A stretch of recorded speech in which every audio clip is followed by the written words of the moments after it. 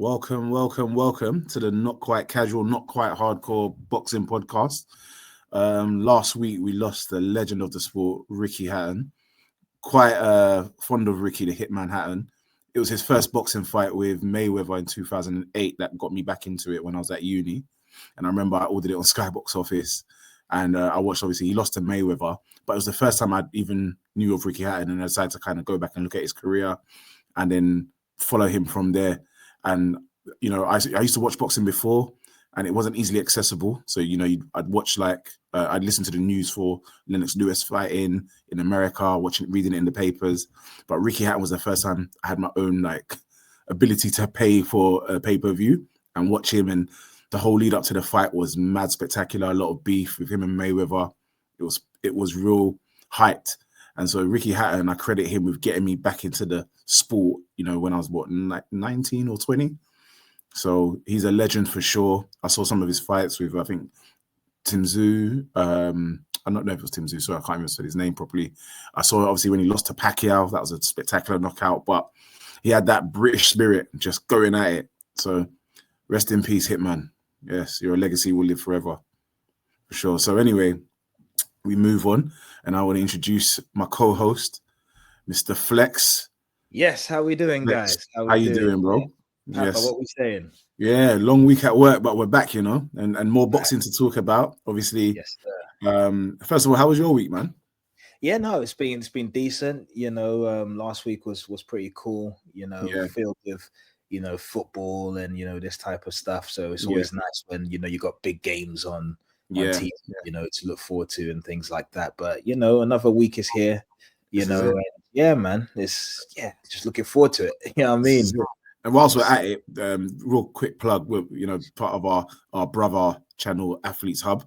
They talk about football, various sports topics, culturally related, worldwide, global. So check us out, the Athletes Hub as well. But very, with his siblings, the boxing podcast, as we're known as, Not Quite Casual, Not Quite Hardcore boxing podcast. So check out our sports channel, the Athletes Hub. So I mean, we watched the Canelo Crawford fight. I remember you texted me in the morning. I woke up, it must have been like 6 something, and you're like, "Cuz, you watching?" And I knew that I couldn't stay up. So I ended up watching the fight about 8 o'clock. But what I did is when I turned it on, I quickly skipped it to the back, so I didn't see what had happened. That's the good thing about Netflix; you can move it in it. And then I got to watch the fight as if it was live, basically. And I was probably maybe 40 minutes behind.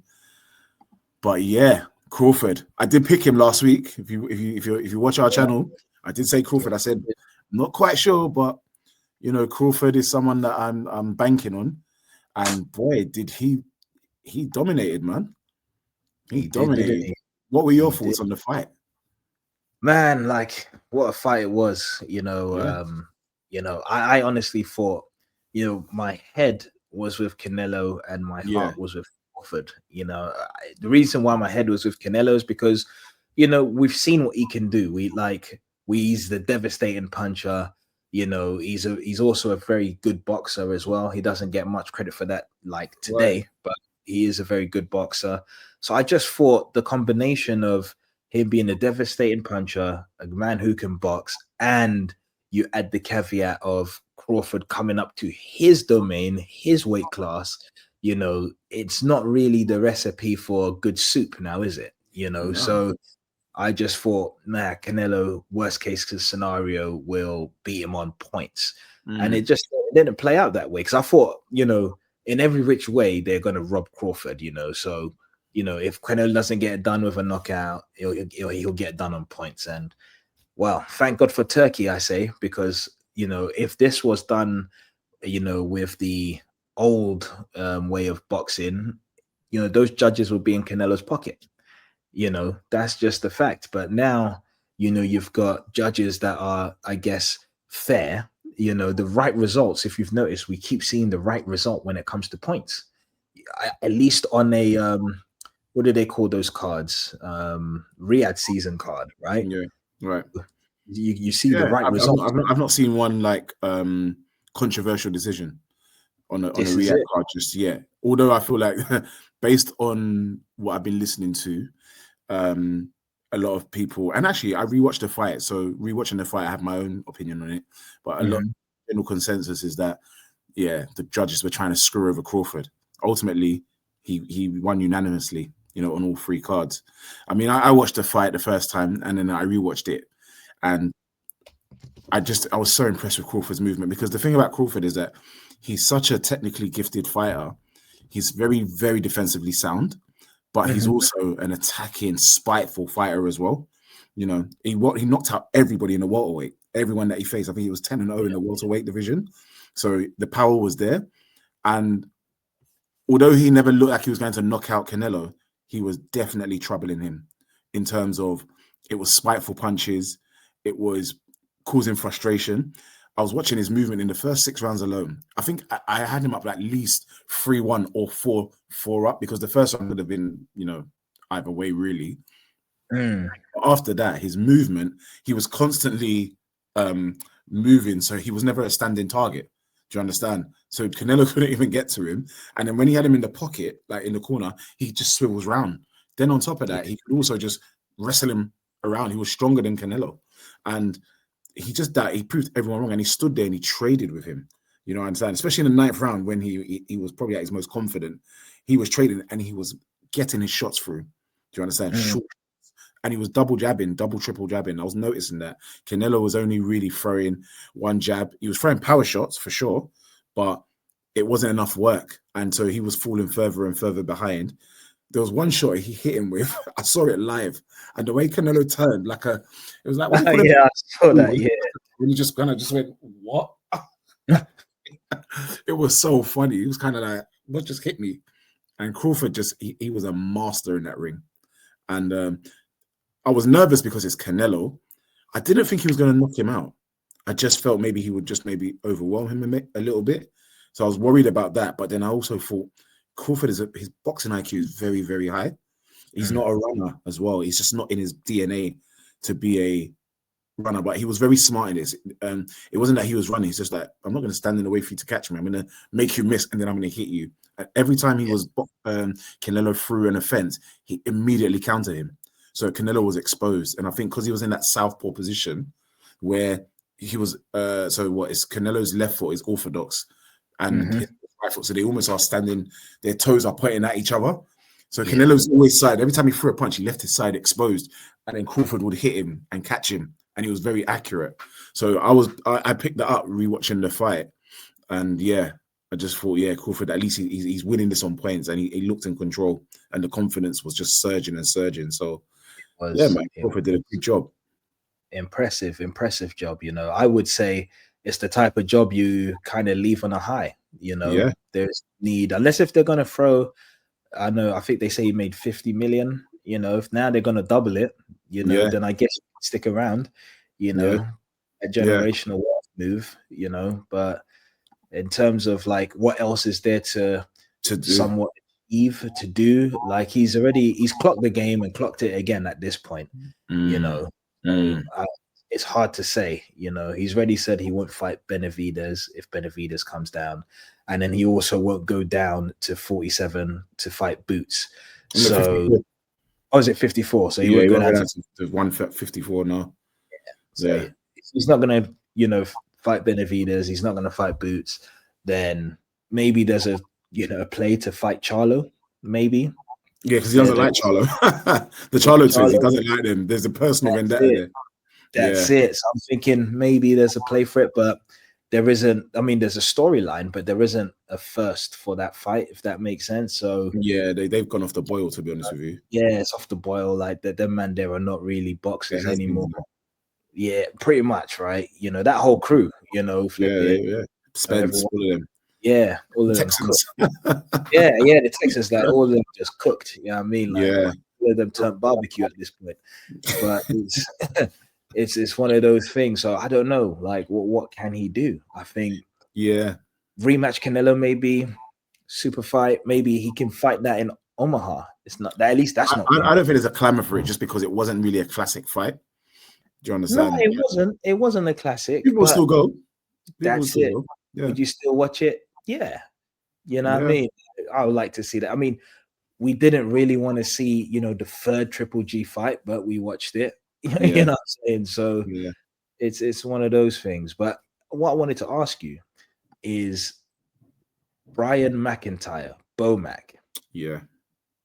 Is there a shout for him to be Coach of the Year? Absolutely. He should. Did he not win it when they beat Errol Spence? I can't remember if he won it then or not. I'm not sure. I don't know. I think that year, actually. I think that year it went to. Is it Abel Sanchez or Abel Sanchez? It was the other guy, sponsored by Mr. Bushy. Forget his name. By who? Garcia. Mikey Garcia. Mikey Garcia. I think his dad. Yeah, I think he's Garcia. Robert Garcia. Boxing Coach of the Year. Hold on. Let's find out who it is real quick because it will be easier. When did he fight? In 2023, innit? Yeah. Bomac was widely recognized as the trainer of the year. Yeah. Yeah. Got into an undisputed title win. And then he assisted Chris Eubank in the rematch. Yeah. It was the same year. So Bomac has won it before. But, in that fight, there was a period, I think it might have been in the fourth round maybe. And, you can hear the corners, right? Mm-hmm. During the 1 minute interval. Then the Bomac, being the head coach, he says his bit, then he goes to the other coach, what do you want to say? And just watching that team, I think I was listening to TalkSport and they picked up on this as well. And they were just like, that is how a coaching team should work. Because when you look at that other useless guy, Tyson Fury or Luke Fury, his dad's there, his dad John just there overtaking the coach. Chris Eubank done it at one point when he was in Eubank's corner a few years ago when he used to support him. But Bomac, being that he is the top coach, by the way, giving that leeway, that opportunity for his coaching team to then talk to Crawford and say, all right, coach, play your part. And it was just a small part, but I think that's what also makes them a very successful team. Bearing in mind, they've been together from the jump. Do you understand? And what is that, 42 fights undefeated as well. Yeah, with a very strong stable as well. I think they got Keyshawn Davis. I think they've also got what's the other guy? Shakur's there as well. Shakur as well. But yeah, to answer your question, without a doubt, this is one of the biggest wins, man, for him to become Boxer of the Year. A lot of people doubted Crawford could go up to 168, but I always used to look at them and think they're not that different in size though. But I know there's a lot of science that goes into why the weight division is the weight division either way. But they masterminded a fantastic victory. But as Crawford himself said, he'd been hunting Canelo. So Canelo wasn't looking at him, but Crawford had been looking up at him. It's true. So that's the game goes, though, isn't it? You know what I mean? Yeah. So I would say so. But what's your opinion on what is your opinion to your question on Bomac? Yeah, I mean, my opinion is for sure he's got to get that accolade, right? Because to move up that many divisions, and it's not just that you're fighting a pick'em guy. Yeah. Like you've actually picked the hardest and the only option at that weight class. Do you see what I mean? This is a guy people were avoiding at one stage, and, to say, what, I think we can get it done. This is the strategy. This is the game plan. This is the right time to get it done. All of these factors.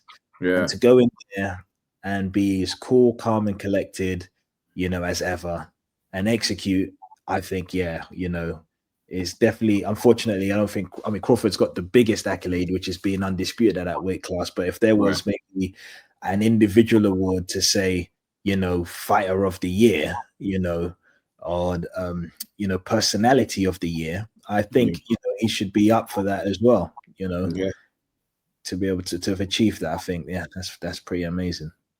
Cool. I mean, let's move on to Eubank Ben 2. That's happening.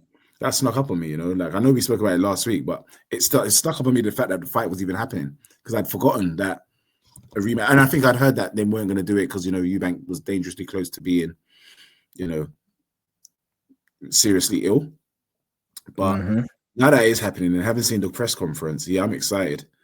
Did you see how he shut up Eddie Hearn? Oh, mate, it's a recurring thing, Eddie Hearn thing. You know what I'm saying? Like it's a record. I'm gonna see if I can actually play something here for you because I'd like to get your thoughts on it. Let me just quickly see if we can add that here. But I think it's a bit crazy, you know, the dynamics of, you know, that press conference, because, you know, we're all used to the usual style of being able to hear from the promoters, you know, this type of thing. So yeah, I thought it was just Eddie. a bit, yeah, you know what I mean? Eddie, yeah, man. He just keeps running over him with that, and you're just like, you know, how is that? How are we going to move forward if this is going to just, you know, be the case? I think we move forward pretty fine, if you want my opinion. But let's see what are you going to play. Let's see what you're going to play. Well, let me see if I can get this done. Hold on a second. Because I'm quite enjoying it, but then I guess I love a bit of the mischief, to be honest. Yeah, man says I love the mischief. Oh, man. Yeah, man, I'd be causing all type of trouble. Hey, it's crazy. You know, it is crazy. But there it is. Let's see.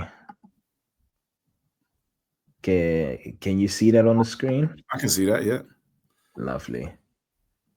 Wait, hold on a second. I think you muted it. Can you see it? Yeah, let me quickly unmute that. And here we go. Really?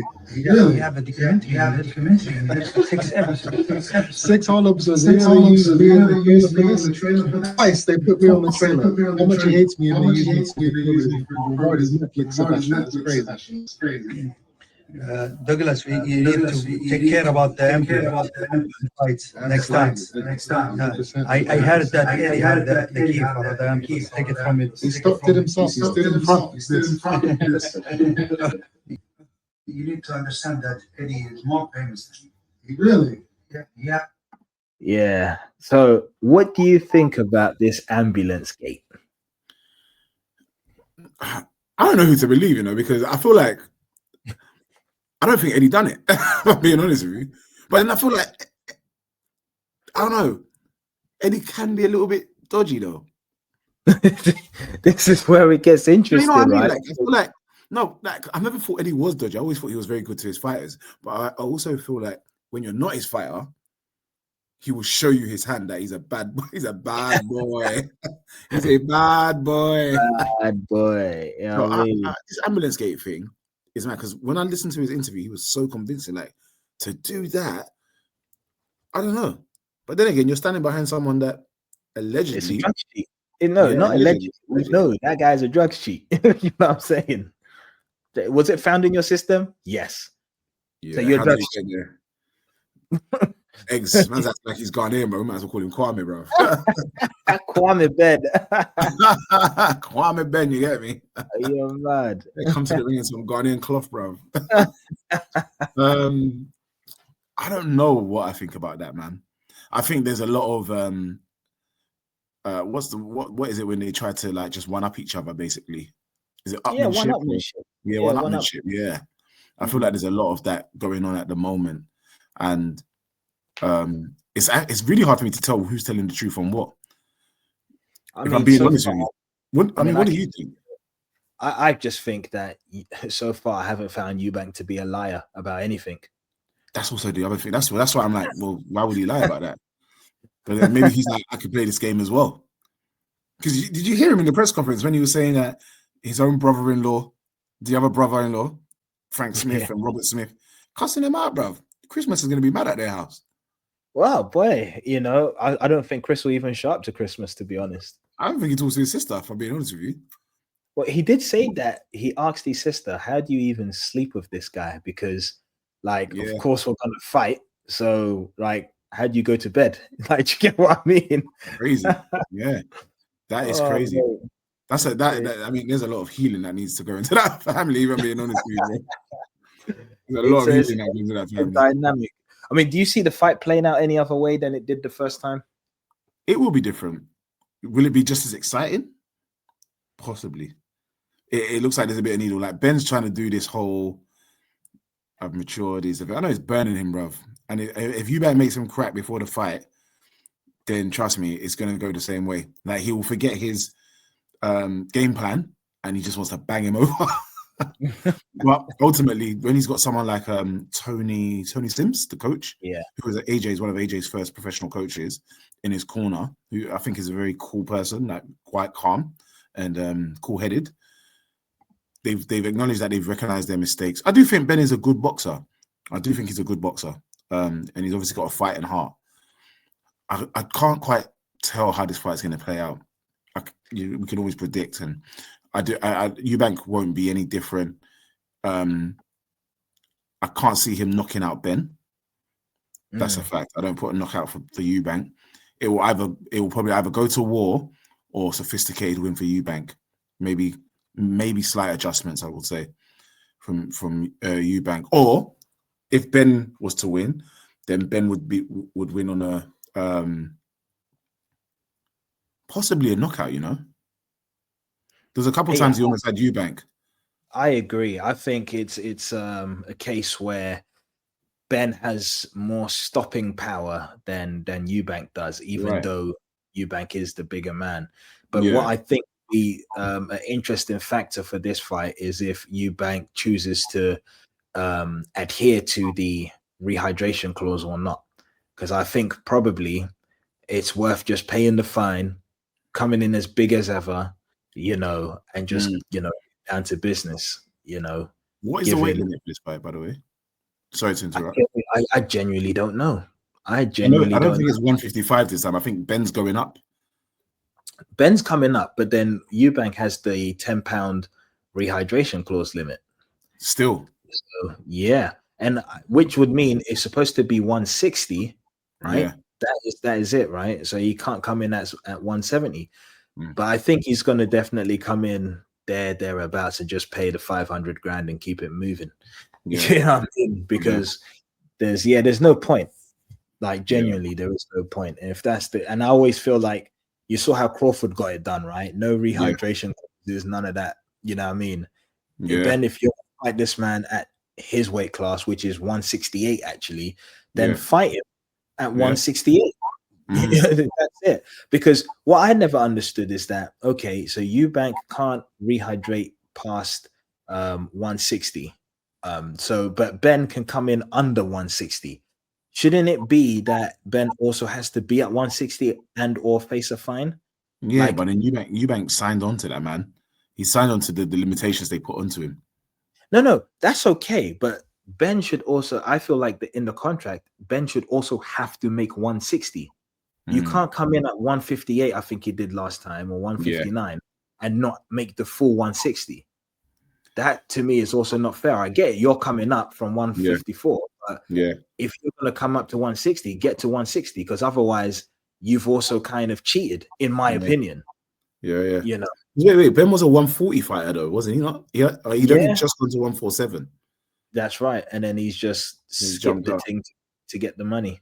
He's kind of butchered his career a little bit in terms of the trajectory. But, at this point, they might as well just start making catch-weight fights all over the place. I think they are anyway. Well, take away some... what about this? Instead of making it catch-weight, we don't need all this super this, light that, and whatever. Just literally condense the weight classes. And, of course, there'll be fighters that can't be as big as other people. But, the UFC do a good job of making that work. Yeah. So they haven't got as many weight classes, have they, compared to boxing? No, they don't. They don't. Because for me, we're talking 2 pounds and 3 pounds is the difference between going from one weight class to the other. And it's like, and you have the factor that people then boil themselves down to a weight class and they're super massive when they rehydrate at the weight class. That's not right. Yeah. You know what I mean? Like Hamza Shiraz. He's one of those that can boil himself down. And then on the night, you're fighting someone who's a super. Canelo done it. Yeah, Canelo's done it for years. Yeah, they asked Crawford, what did he think he came in? He said, I don't know, man. So, I'm not. I would say get rid of those weight classes and, like the light ones, and then just condense it. If you're like in the super category, fair enough. But if you're just middleweight, junior middleweight and middleweight should just be middleweight. So the 154 and 160. That's how I see that. Yeah, really. There's not too much of a difference though in there. the middleweight, there's not much difference between 154 and 160. That's where we were at. Yeah, I don't see much difference between if we're going to condense it. I mean, it's just a conversation between ourselves. I don't see that happening anytime soon. Maybe with a TKO, with the fact that Dana's in charge with Turkey and they're creating their own boxing lane. Maybe they can do that in their league where 154 and 160 can come together. And they're going to probably try and revolutionize boxing. We'll see how it goes on that. But for now, you know, I mean, I do quite like the current state of boxing. I just want to see the best fight the best. It's as simple as that. I think you can only achieve that when you start taking away belts, and then you start condensing, you know, the belts that are available, and then you have a proper ranking system where you know, champion fights, you know, number one, then number two fight number three, just like the UFC do. If the champions are available, then number one fights number two, and the winner of that becomes the champion until the champion is available, and then they fight. Like it's me, it's not rocket science. But it is what it is. But I mean, in the heavyweight division of UFC, certain people were holding it up though. So I don't watch UFC as much. Like, John Jones and Tom Aspinall, for example. Tom done his thing, interim champion or whatever. John Jones is like, I ain't gonna fight him. I don't know if he was ducking him or he just wasn't motivated. No, it is. Eventually you get stripped and Aspinall becomes full champion. That's what happened. That's what happened. And at least he was champion. Do you get what I mean? Unlike Dylan White, he was just chasing shadows for 4 years. And now they did him dirty, bro. Now he's tired and he's out of the game. That's what they're trying to do to Joseph Parker. They're trying to Dylan White him. Yeah, it's such a shame though, because Joseph Parker, I genuinely feel like he has a chance against Usyk. I mean, somebody has to. Somebody has to. I feel like out of all the boxers, because the British boxers are not the one. The British heavyweight scene, they're not the one. Not Moses, not Dylan, not Anthony, not Tyson, not Wardley. None of the British fighters are able to dethrone Usyk. But I do feel like Joseph Parker would have been the better option of all of them. This version of Joseph Parker, who's a come forward, who's a technically gifted boxer as well. With Andy Lee behind him, they've been excellent. And with all that confidence as well. I felt like maybe he would have given Usyk a tough fight. Tougher than the other ones, at least, for sure. So hopefully he can catch him whilst he's still in his prime. And Usyk is not showing any signs of weakening, but this would have been the best fight. But maybe it's not commercially viable at the moment. So maybe not at this stage, like you're saying. Yeah. But I guess, I mean, we got more fights to talk about in the next episode. So we'll save that for then. But it's been a good catch up. It has been, as always, man. As always. So please make sure you subscribe our channel, which was in between rounds, but is now our first name that we came up with. Not quite casual, not quite hardcore boxing podcast. Please make sure you subscribe, you like, you share with your friends. And yeah, man, we'll hit you up with another episode next week. Signing out, man. Love, cuz.